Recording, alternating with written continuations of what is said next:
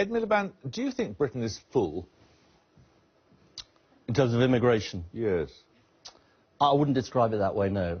I think we've got very high levels of migration.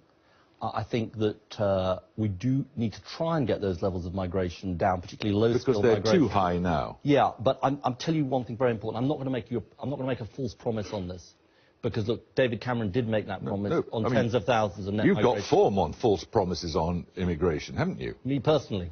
Your government, yeah, your party. We got it wrong. You got it completely wrong. We got it wrong, yeah. Your figures were farcical. Yeah, they were wrong. Yeah. Let me say 2 things though about this, which are important. Okay, let me just make a point about immigration, because you asked me a question, let me answer it. Look, I think that we benefit from our diversity. Immigrants over the years have made a big contribution to our country, but we do need proper controls. Let me just say this, Jeremy.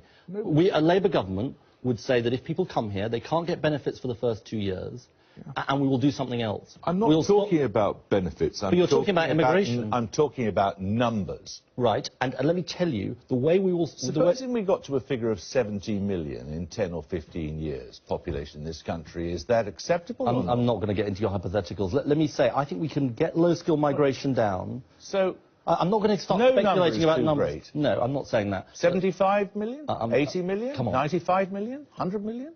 Let me say what I'm going to do. Let me say what I'm going to do, because that's what matters, rather than speculating about figures. I want to get low-skill migration down, and I think the controls we're talking about, not just on benefits, but on stopping the undercutting of wages, because people are being brought into the country to undermine the minimum wage, and various other things, I think they will help to get low-skill migration down. But if what you're saying to me is, would it be better for our country, for example, to withdraw from the European Union... I haven't mentioned the European Union. No, I'll tell you why I'm saying this. You're making up a question to yourself. I'm not. I'm saying there's a big choice at this election, Jeremy. There is a choice at this election. I believe that we can bring in controls on migration, sensible controls, but I'm not going to make false promises or put forward false solutions either.